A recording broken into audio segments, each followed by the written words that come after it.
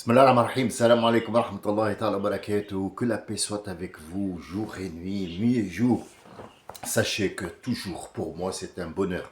C'est un bonheur de discuter avec vous et de vous apporter ne serait-ce qu'un petit éclaircissement sur ma façon de voir les choses et non pas comme étant un professeur ou un imam ou quelqu'un qui a un savoir. Ne prenez pas tout ce qui vous arrive de l'autre côté de cet écran comme étant de l'argent facile, ou alors quelque chose de concret, ou alors quelque chose de véridique.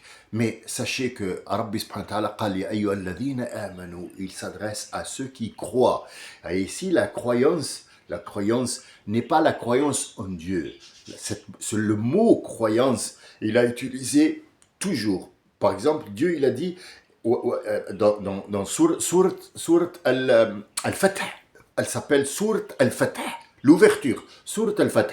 Il dit qu'il a vu des gens qui ont eu la croyance, donc nous parlons de la croyance en Dieu, la croyance en cet islam, la croyance en cette façon de truc, et nous leur avons rajouté encore une croyance. Alors, si j'ai la croyance, pourquoi, Ya Rabbi, tu me rapportes une autre croyance? En fait, la parabole, ici, la croyance, la première, c'est envers Dieu et les choses qui ne sont abstraites. Par exemple, le surnaturel, le métaphysique, les choses physiques qui existent sur Terre et que tu ne vois pas, les ondes qui t'entourent, la voix, ma voix, moi quand vous l'entendez, je n'ai pas de voix, vous la voyez pas. N'importe quelle personne, dites-lui, montre-moi ta voix, montre-moi ton cerveau, montre-moi ta foi, montre-la-moi.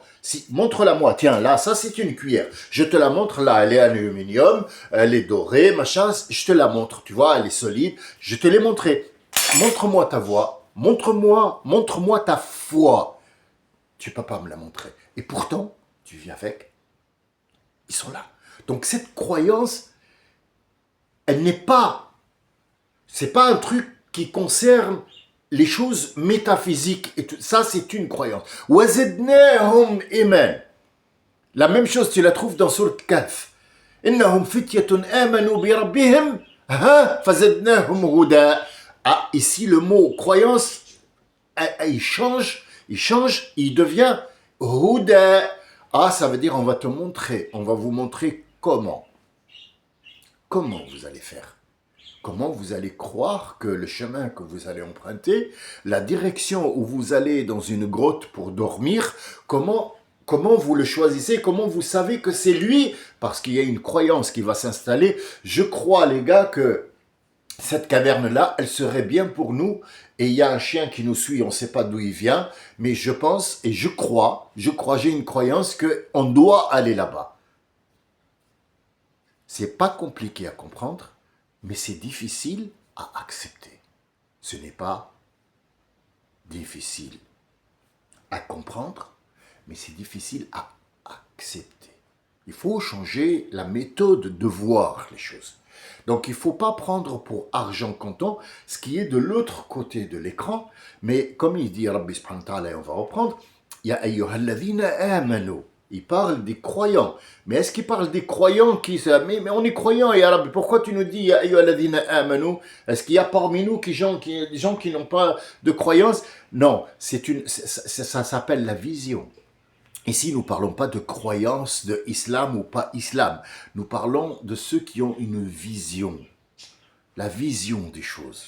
Pas la vision nocturne ou une vision que tu as eue dans le sommeil.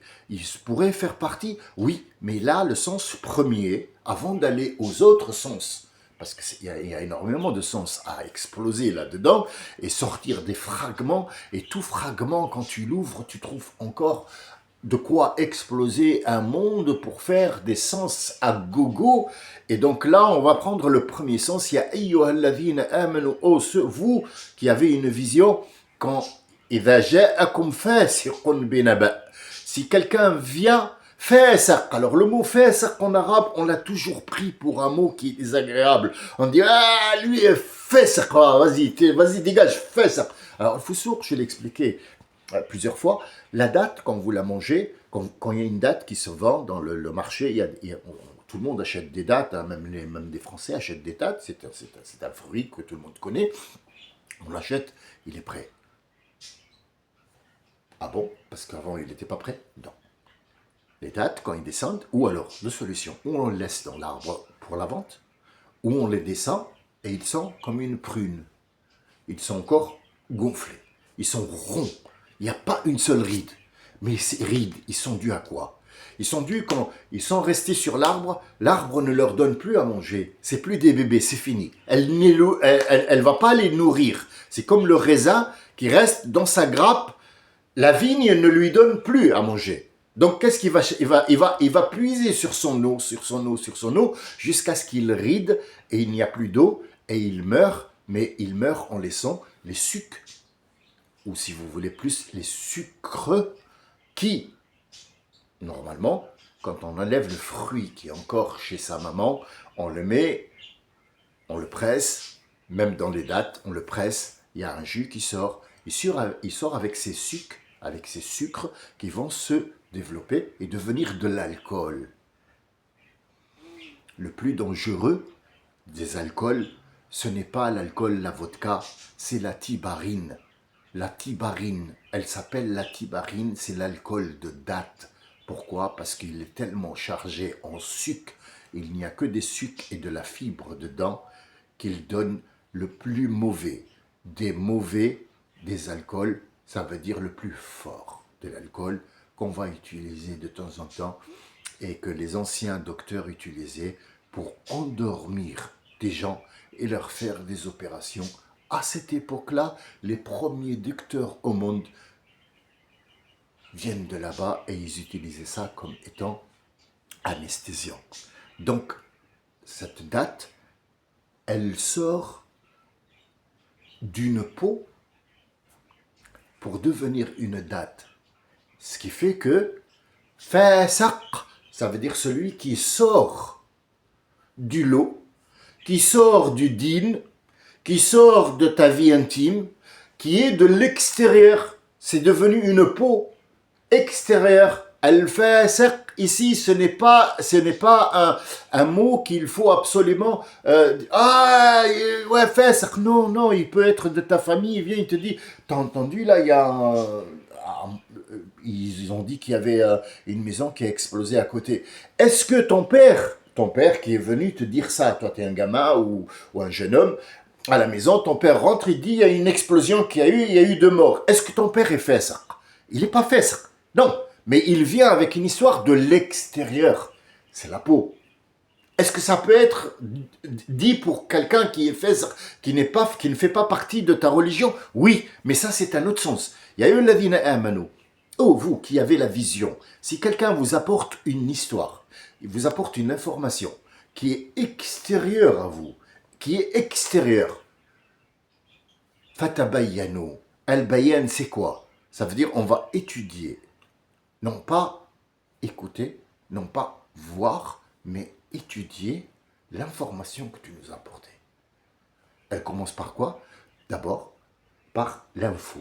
Puis après, c'est voir. Puis après, dire est-ce que ce que j'ai vu est conforme à ce que j'ai écouté? Quelles sont les causes? Il y a une enquête qui s'ouvre. Vous allez me dire, ouais, mais à chaque fois que quelqu'un nous donne une information, on va ouvrir une enquête. Mais alors, c'est quoi ta vie? Ta vie, ça veut dire que n'importe qui t'apporte quelque chose, tu l'acceptes, c'est bon parce que tu ne veux pas faire d'enquête. Ta vie est une enquête. Ta vie est une enquête et une quête. Tous les jours, tu te lèves et tu fais une enquête et une quête pour que le soir, tu aies à manger. Mais est-ce que c'est toi vraiment qui as fait à manger? Parce que Dieu peut te donner à manger sans que tu bouges. Ce n'est pas le but. Le but, c'est que tu fasses une enquête sur ta vie toutes les 5 secondes. Toute information qui vient, toute responsabilité que tu as dans la maison, chez toi, les trucs que tu entreprends, c'est une enquête. C'est une enquête et tu enlèves le EN, ça reste une quête. C'est une quête. Et la quête, c'est quoi? C'est chercher les endroits où tu peux passer pour avoir ce que tu veux. Et c'est ça, en fait, le premier sens de l'adina amanu.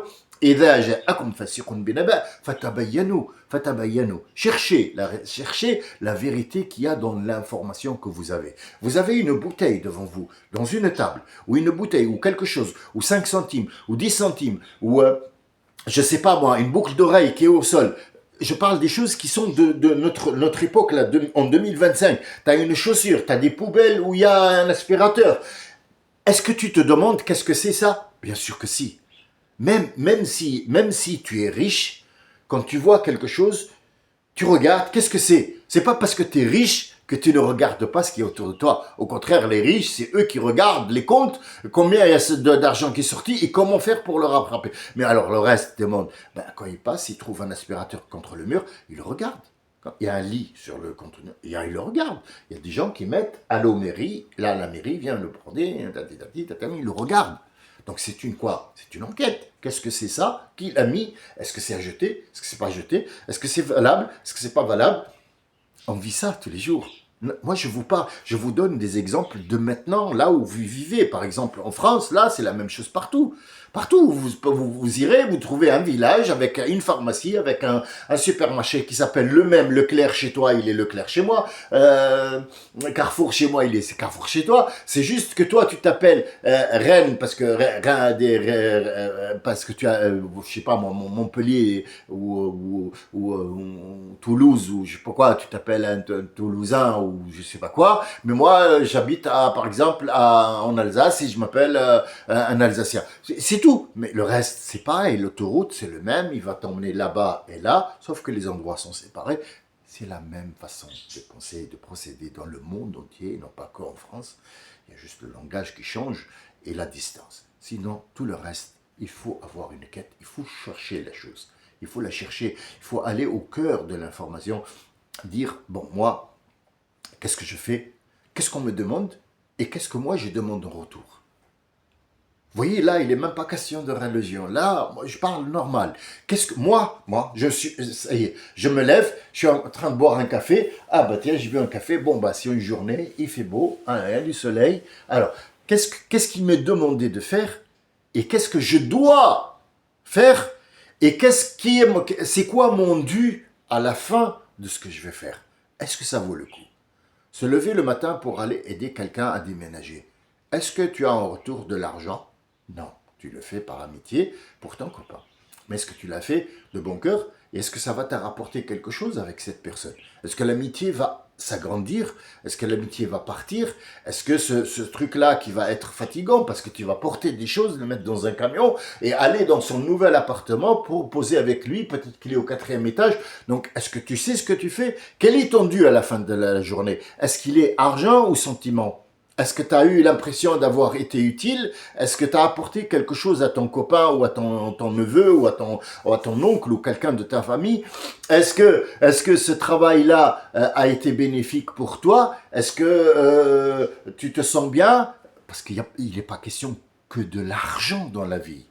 Il n'est pas question que avoir de quoi bouffer la journée, sinon on est des animaux, parce que l'animal, dès qu'il se lève, il va chercher à manger.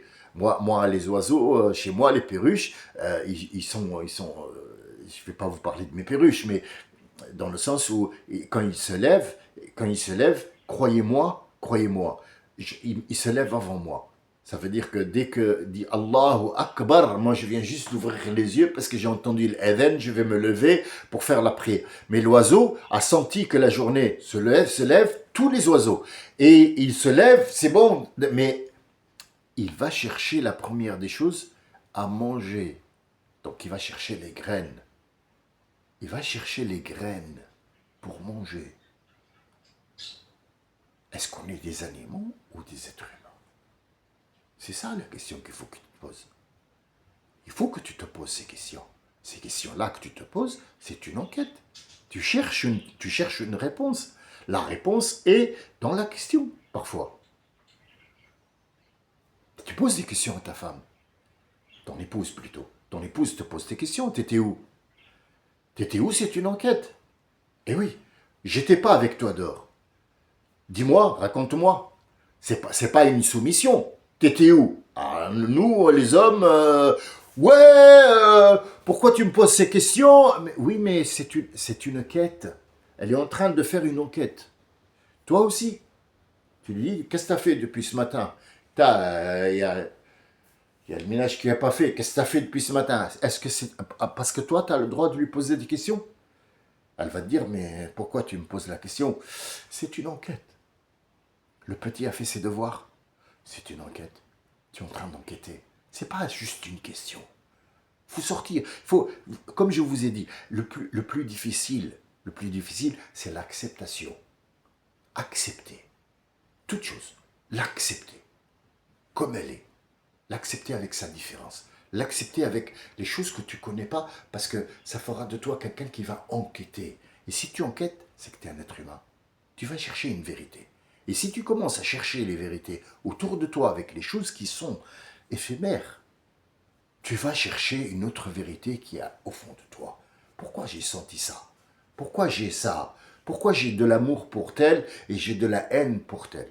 Pourquoi cette personne ne m'inspire pas confiance? Pourquoi telle personne m'inspire confiance malgré que celle en qui j'ai eu confiance, elle m'a trahi et celle en qui j'ai pas eu confiance, elle m'a été d'une aide précieuse parce que Rabbi subhanahu wa ta'ala il te dit عسى أن تكرهوا شيئا وهو خير لكم وعسى أن تحبوا شيئا وهو شر لكم. Peut-être que vous voulez quelque chose. Et le peut-être ici, Dieu ne met pas d'hypothèse parce que c'est lui qui te dit, c'est lui qui t'a créé, il sait très bien, mais le peut-être, il est pour toi. Vous voyez, le peut-être n'est pas concerné, n'est pas rattaché à Allah, il est rattaché à toi. Peut-être que toi. Ça veut dire, il te met un peut-être pour que tu puisses aller voir, est-ce que ce que j'ai vu, ou est-ce que ce que j'ai aimé, est-ce qu'il est bien pour moi ou pas? Il te met dans une situation où tu dois toi-même chercher et donner une réponse à toi-même. Dieu, c'est pas quelqu'un, c'est pas ton copain. C'est pas un copain. Le Dieu qu'on adore, le Dieu qu'on vénère, le Dieu qui est plus fort que nous, ne nous pose pas de questions. Parce que s'il pose une question, il devient faible. Il n'a pas de réponse. Donc il attend une réponse de notre part. Mais il te pousse, toi, à aller voir une réponse. Quand il te dit, Ya ayyuhalladhina amanu, arrête-toi.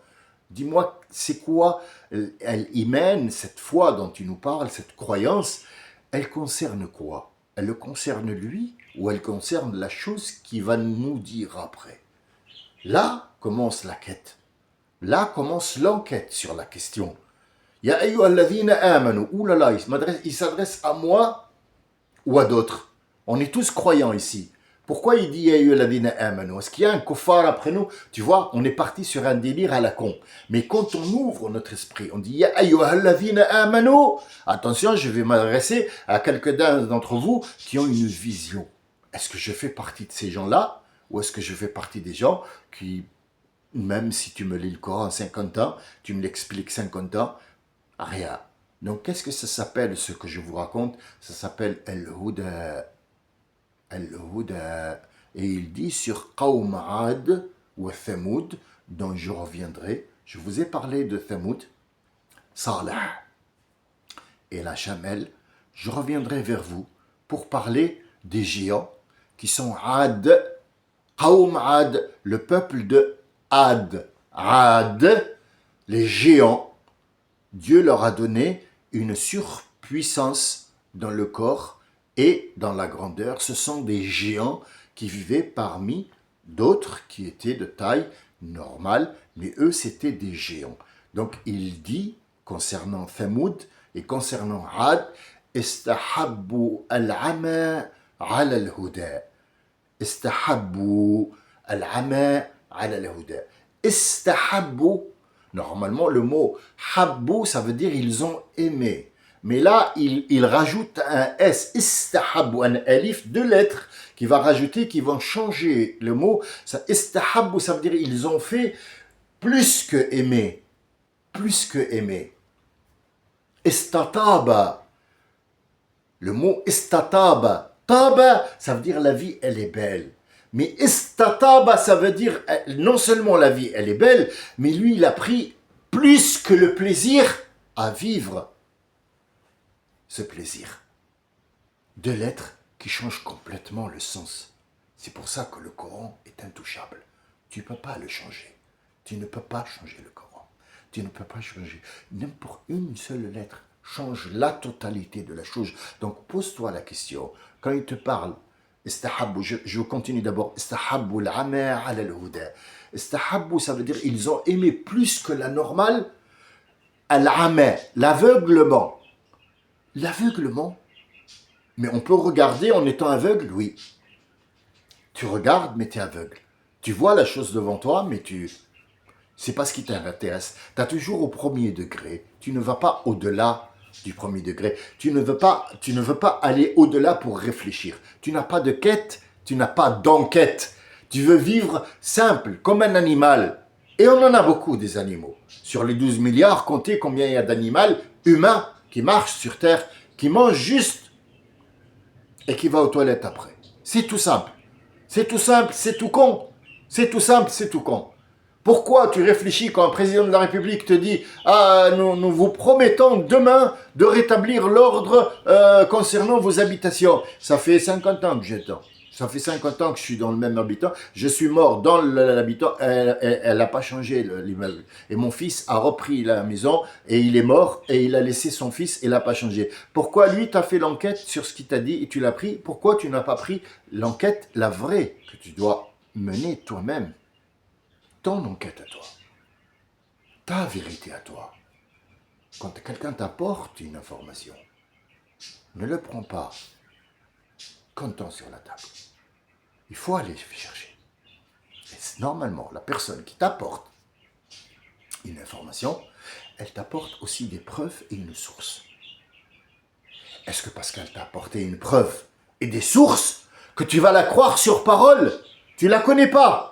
Moi, il y a des gens qui rentrent sur mon site. Alors déjà, ma gueule, quand ils voient ma gueule, ils veulent pas. Ma façon de parler aussi, ça dégoûte tout le monde, sauf s'il me connaît. Quand il me connaît, il change d'avis, il va voir. Qu'est-ce qu'il a dit? Ah oui, ça et ça et ça. Moi, je vais voir. Il y a une quête qui s'installe, mais le principal, c'est l'acceptation. Est-ce que tu acceptes? C'est la question que tu dois poser. Est-ce que tu acceptes la différence qui est devant toi pour pouvoir gérer? Ne te laisse pas berner par tout ce qui est décoration sur la télé.